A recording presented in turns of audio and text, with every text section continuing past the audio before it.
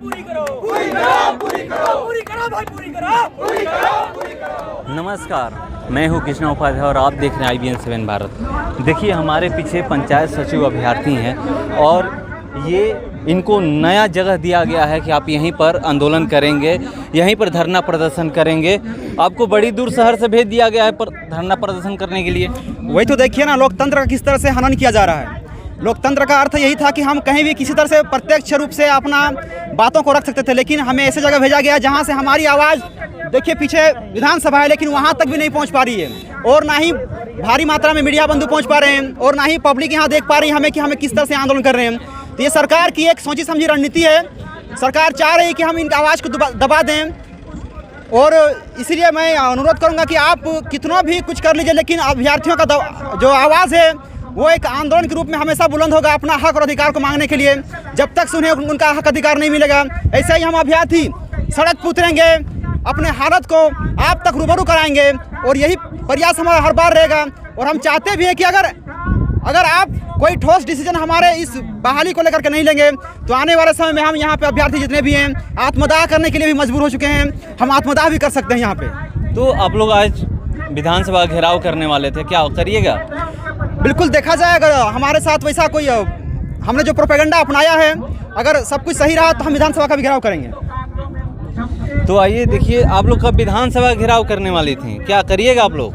बिल्कुल, अगर हम कोशिश करेंगे कि अगर हमारी बातें उन तक पहुंचती है तो हम बिल्कुल ही करेंगे, लेकिन अगर नहीं पहुंचती है, अगर उन्होंने फिर से एक नेगेटिव इम्पैक्ट डाला है हमारे नियुक्ति के ऊपर, तो हम विधानसभा घेराव ज़रूर करेंगे। अभी तक आप लोग मंत्री के आवास, विधायक के आवास पर जा रहे थे, अब विधानसभा घेराव करने का प्लान है? बिल्कुल, अभी तक हमने जितने भी मंत्री MLAs हैं सबके पास हम गए, अपनी बातें रखी हैं, उन्होंने सुनी है, लेकिन उसके बावजूद आज हमारी नियुक्ति फंसी हुई क्यों है, अटकी हुई क्यों है? हम ये सवाल सीधे सीधे हेमंत सोरेन जी से पूछना चाहते हैं कि अभी तक आपके संज्ञान में ये बात आते आते हम जब हमारी उम्र निकल चुकी है, अब क्या आप 10 वर्ष के बाद, 20 वर्ष के बाद आप अपनी संज्ञानता से वापस आएंगे और हमें नियुक्त करेंगे? हमारा बस यही कहना है और हमारा बस यही प्रश्न है हमारे माननीय मुख्यमंत्री जी से कि आपको किस चीज़ की ज़रूरत है? अभी आपके पास सत्ता है, आपके पास पावर है, आपके पास विधानसभा सत्र चल रहा है, आपके पास हमारी उम्मीदें टिकी हुई है कि आप इस सत्र में हम जैसे बेरोजगारों का मुद्दा जरूर उठाएंगे और आगे हम पंचायत सचिव अभ्यर्थियों को नियुक्त जरूर करेंगे। अब कह रही हैं कि हम विधायक और मंत्री के आवास पे जाएं, हमारी बातें सुन रही हैं, तो फिर आप लोग यहाँ क्यों खड़े हैं? जब वो लोग सुन रहे हैं तो सुन रहे हैं, लेकिन वो उसका इम्पैक्ट क्या निकला? 1.5 वर्ष से सिर्फ और सिर्फ उन्होंने सिर्फ बोला है, उन्होंने सुना है, लेकिन हमें सिर्फ आश्वासन देकर छोड़ दिया है, उन्होंने हमारे लिए कुछ किया नहीं है। तो अगला कदम, हाँ बताइए क्या होगा अगला कदम? देखिए, हमारा जो कदम है वो पिछले 1.5 साल से बहुत ही ज़्यादा अग्रसर है, और हम लोग समय समय पर आंदोलन करते हैं, धरना करते हैं, विधायक लोग से मिलते हैं, मंत्री लोग से मिलते हैं, कभी JSSC जाते हैं, कभी कार्मिक जाते हैं।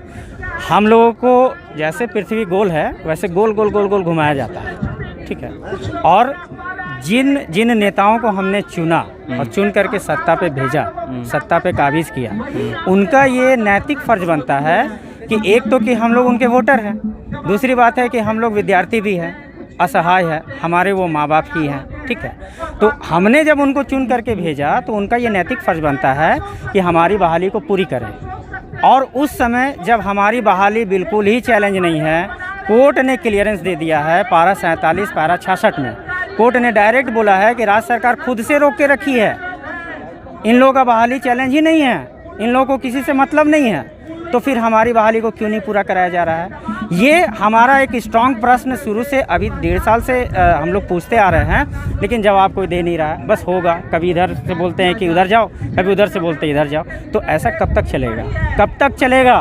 हम लोगों का सबका उम्र बीतते जा रहा है। इस बहाली में 50% महिलाओं का आरक्षण था। महिला लोग बताइए, महिला लोग का घर में लोग बोल रहे हैं कि नहीं हम शादी दे देंगे, तुम क्या करोगी नौकरी करके? तो इस दिन के लिए महिला लोग पढ़ी है।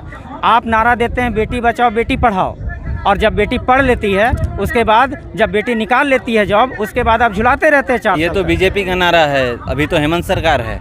देखिए, हेमंत सरकार भी महिलाओं के उत्थान पे बहुत सी काम की है, और अगर आप घोषणा पत्र देखिएंगे हेमंत सरकार का, तो उसमें भी महिलाओं के बारे में बात कही गई है कि 50% महिलाओं से जो पद पंचायत सचिव का है उसको बहाली को पूर्ण करेंगे, एएनएम की बहाली को पूर्ण करेंगे, वो भी महिला का समर्थन करती है। और शुरू से अंत तक जितने भी आप पार्टीज देखेंगे उनमें सब परिवर्तन हुई है और महिलाओं का समर्थन कर रही है, महिलाओं का उत्थान में बहुत सी काम कर रही है। तो सरकार चाहे हेमंत की हो, चाहे कांग्रेस की हो, चाहे बीजेपी की हो, सब महिलाओं के बारे में सोचते हैं। तो जब आप सोचते हैं तो आपका धरातल पे क्यों नहीं दिखता है काम? आप ही ने कहा था घोषणा पत्र में कि 50% महिलाओं को आरक्षण दिया गया है, एएनएम की बहाली, पंचायत की बहाली पूरी की जाएगी। तो अभी आप क्यों नहीं कर रहे हैं? क्यों नहीं कर रहे हैं?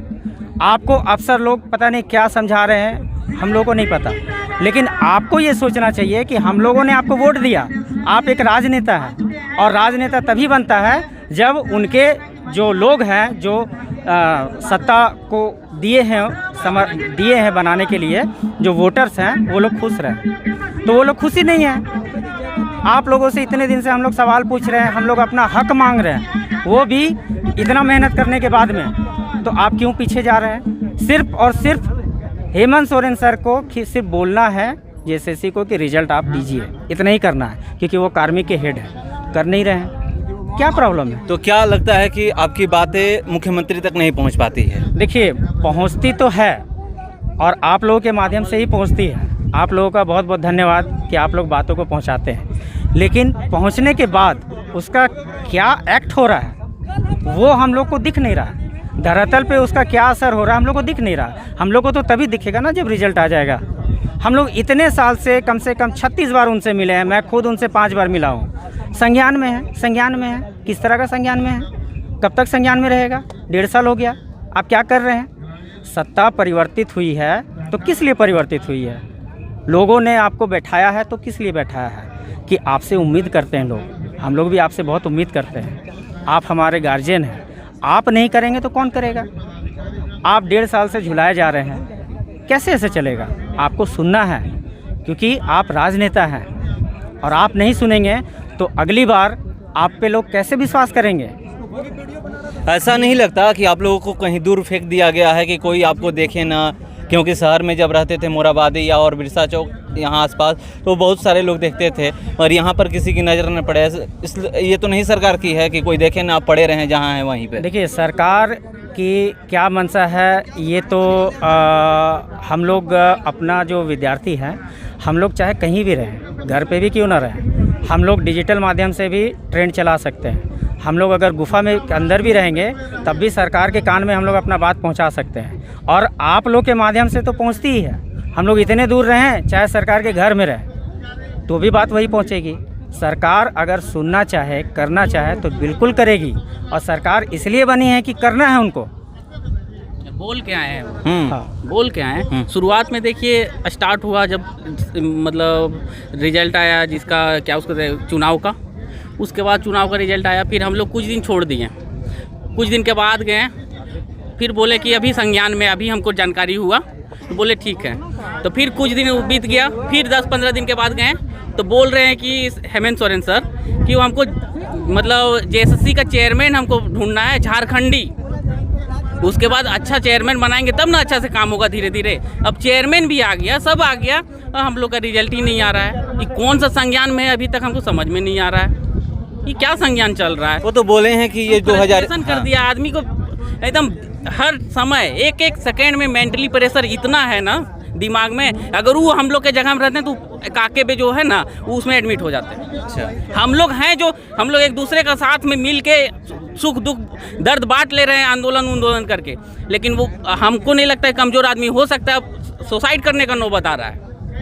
ये नहीं समझ रहे, कोई आदमी सुसाइड कर जाएगा तब फिर हो हल्ला होगा, सब विधायक लोग एकजुट हो जाएंगे कि वो वहाँ पे आंदोलन हो रहा था उतना नहीं कोई समझा। सिचुएशन क्यों हो रहा है, ऐसा हो क्यों रहा है? ये तो सरकार से ना हम लोग पूछेंगे कि आप हम लोग को मजबूर क्यों कर रहे हैं सुसाइड करने पे। ये तो समझदारी ने सबका हम लेटर दे रहे हैं सब विधायक लोग को। अब सब विधायक लोग क्या करेगा?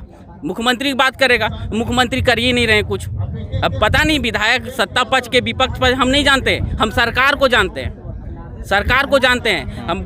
जो पिछला सरकार है और अभी का जो सरकार वर्तमान सरकार है, हम सरकार से सवाल करेंगे। ये हम पार्टी देख के हम नहीं ये किए हैं। हम ये भी नहीं बोल सकते कि हम जेएमएम मतलब जेएमएम है तो जेएमएम के बाद भी कोई आएगी तो सरकार ही ना रहेगी।